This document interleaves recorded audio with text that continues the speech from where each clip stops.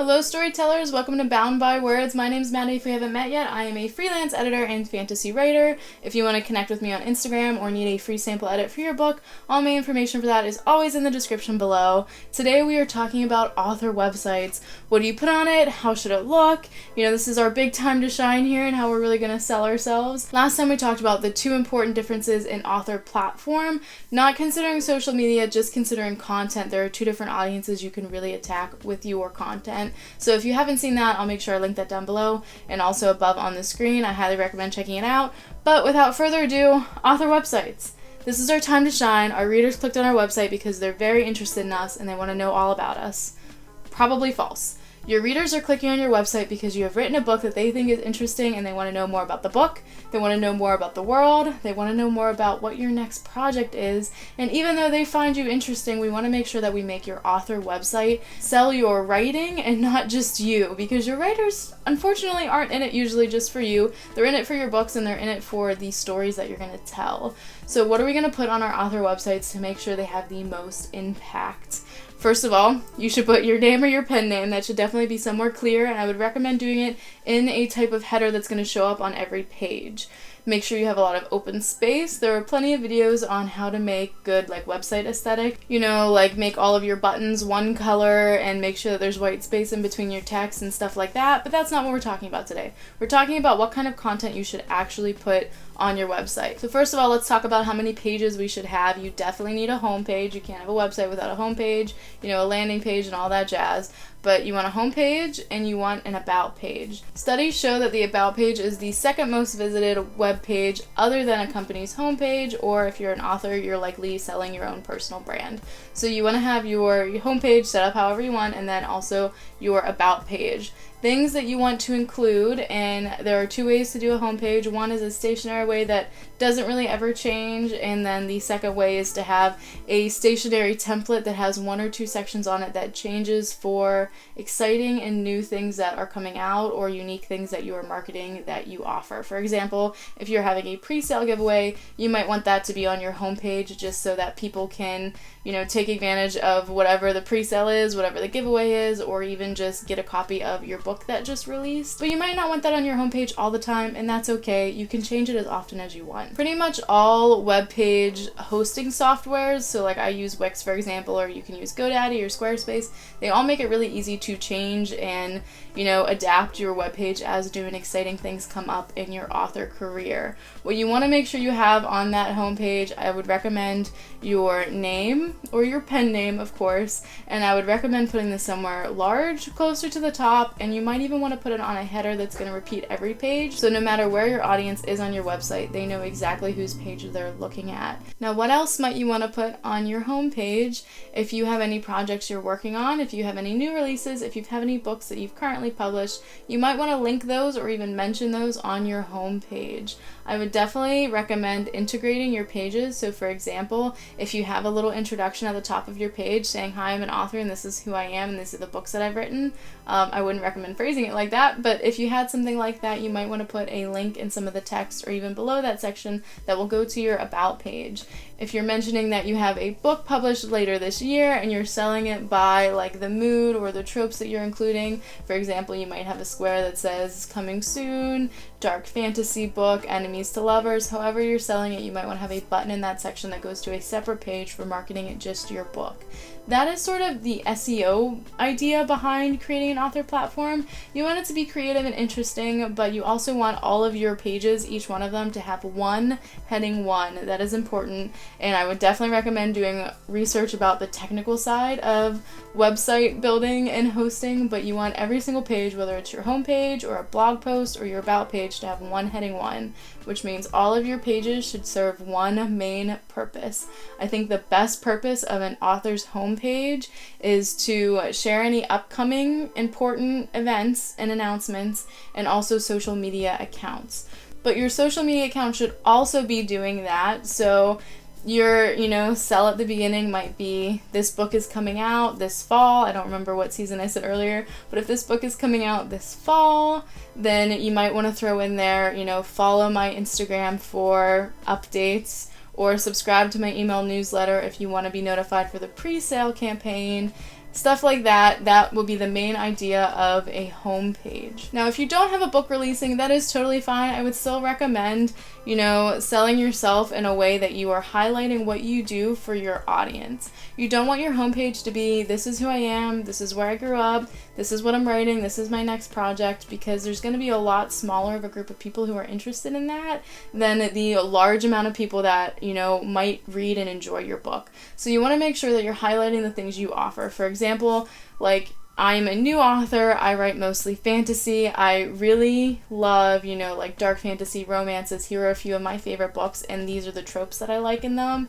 If you're interested in that, you might want to follow me on YouTube, Instagram, Twitter, stuff like that. Or you might approach it in a way that I'm a romance writer, and I think, taking adventures is one of the best parts about writing, so I make sure that I share all of my little adventures in the city I live, and also when I travel, to other states or abroad. And then you can link your Instagram or Twitter where you share updates about, like, traveling and how it's affecting your story. So you want to have sort of one overarching idea, and if you go to a lot of author websites, because there's nothing that will help you learn how to do it well better than going to authors' websites and seeing who is doing it well, you'll notice that there will be one general trend or aesthetic. You don't want to try to jam everything onto one page. I know that you're going to have a lot that you want to share and a lot that you want to include, because chances are if you're writing stories, you're an amazingly creative and interesting person, but you want to avoid overwhelming your viewers of your website the same way that we avoid info dumping at the beginning of a book. You don't want to tell them everything nitty-gritty and upfront. You want to suck them in by telling them what is most interesting about you, and also what they're going to get out of the journey of following you in your author career and path. You definitely want to put a little plug in there of, like, make sure you follow, make sure you subscribe. The content is how you're pulling them in, and that, make sure you follow is what you're pulling them into. Now, the About page, the second most important page, you might want to include a picture of yourself. You don't have to feel obligated to. If you don't want to share your face, that's fine. I feel like there are a lot of books nowadays where the author's face is put in the back cover of the book, so something I would recommend. And you want to share your bio.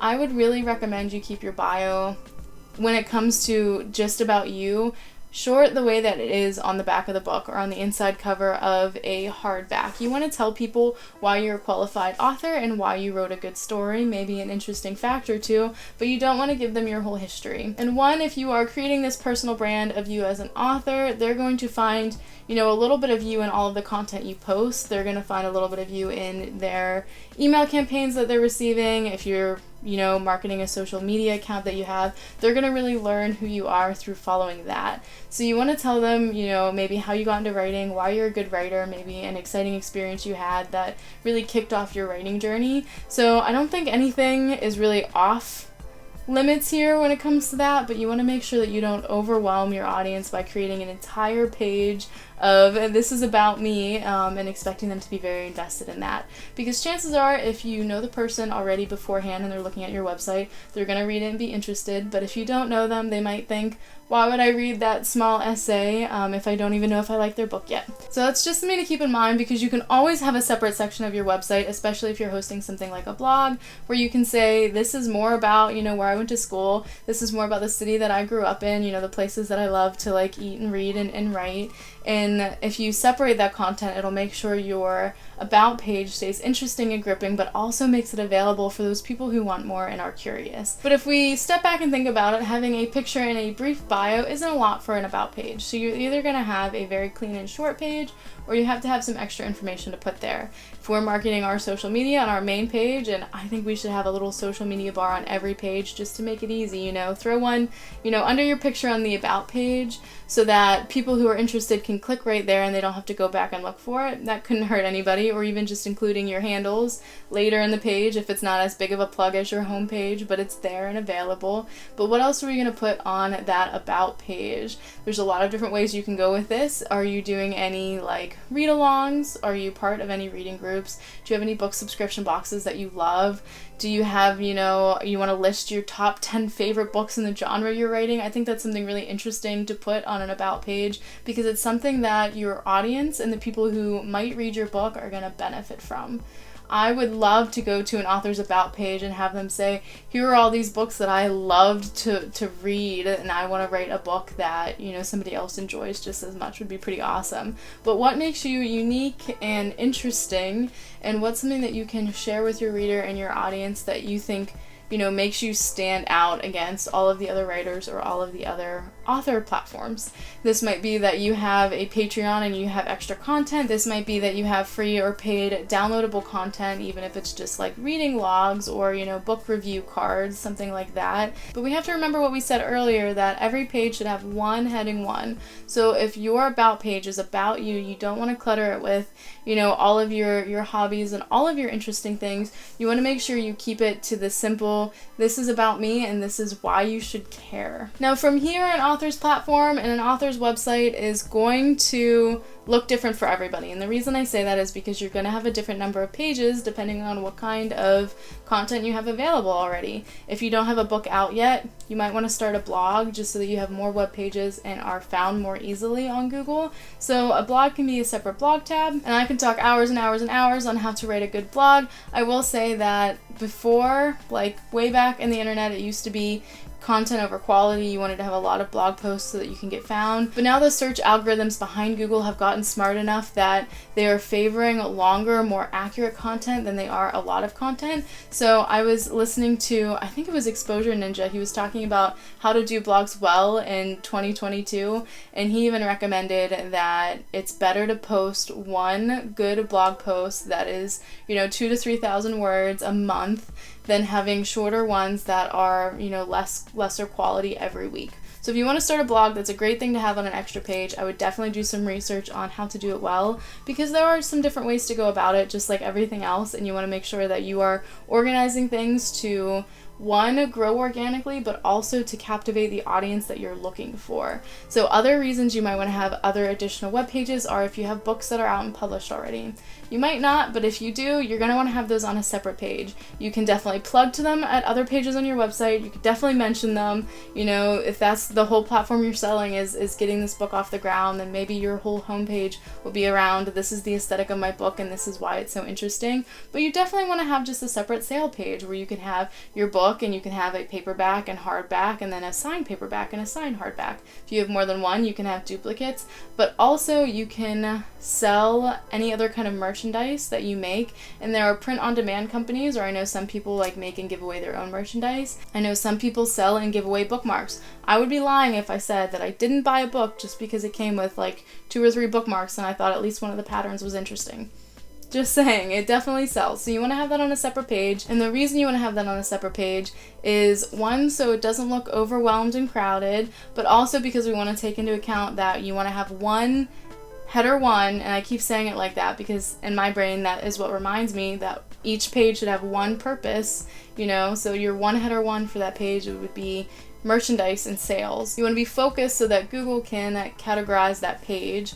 And then also you want to make it really easily accessible. If somebody's clicking around your website, maybe your blog, and they're reading through things and they decide that they want to buy your book because of something they read, they suddenly heard a description that they were in love with, then you have just a tab where they can easily go back and they can click and they can buy your book right there. So now that we've mentioned the book marketing page, I think it is important that you include book reviews if you have them in one area that your book is. So if you have a book selling page and maybe you only have one book out and you have paperback and hardback and then signed paperback and hardback and no merchandise or anything, maybe you want to put your reviews above or below those to grab your reader's attention. If you have a full merchandise page and you have a lot of things that your visitors can select from, you might want to put your reviews somewhere else. For example, if you have a teaser on your homepage or your about page, I think out of the two options, the homepage would make more sense because it's something that they're going to see whenever they click on your website. So if you have a teaser about the aesthetic or the themes of your book, you can have the reviews above or below that. I think that would be great. But I do think if you have a published book out already, that you should include some good reviews, some eye-catching reviews with some good language on your website. Don't ever for any reason change the reviews. I would never recommend doing that. But I will say as an editor, you can correct the punctuation. So if somebody writes a review that has some really strong language that you want to put on your website because you know that it's going to market yourself very well, and they've missed some periods or some commas, you can fix little things like that.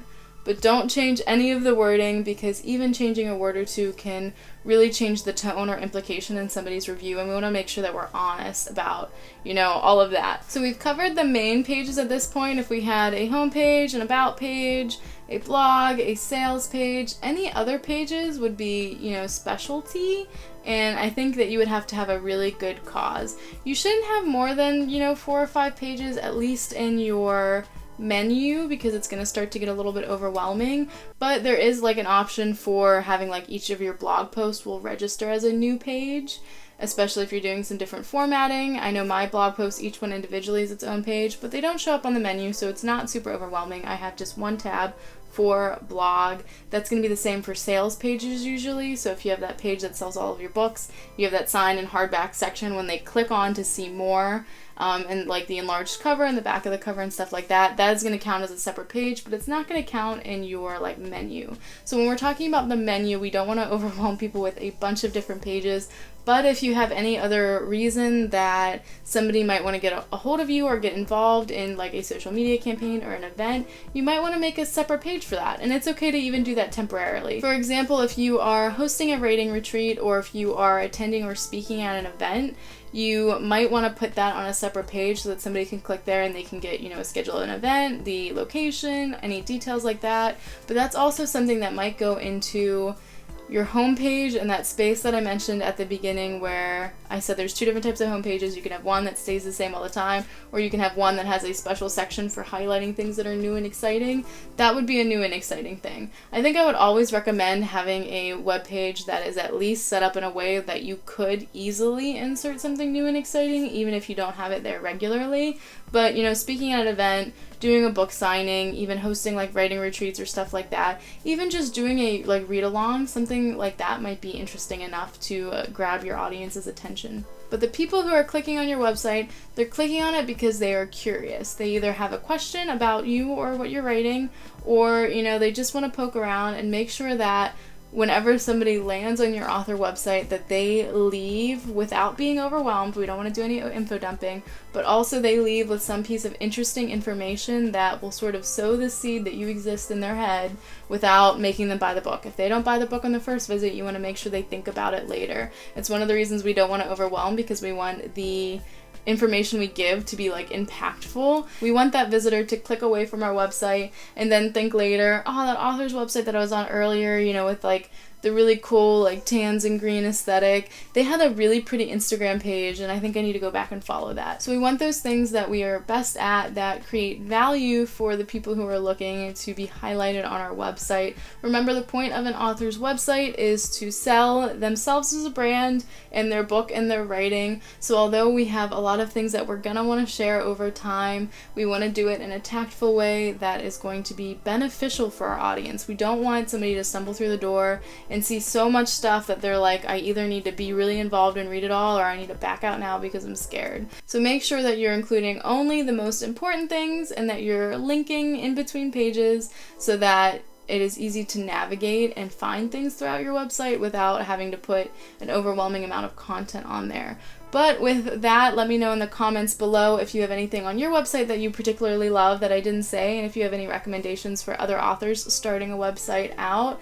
I will say, I didn't mention it before, but I mentioned how I would recommend putting like your name or your brand logo in a header that repeats every page. I actually put my social media bar and my like invitation to join my newsletter in a footer that repeats every page. So you can definitely make use of those headers and footers that repeat to sow that information throughout the website without having to like cite it on every page. It can just exist there, in the background almost. But yeah, let me know down in the comments below what you have on your website, what works really well. Maybe if you see something on somebody else's website that you particularly love, if you got any value from this video, make sure you give it a thumbs up, and please consider subscribing.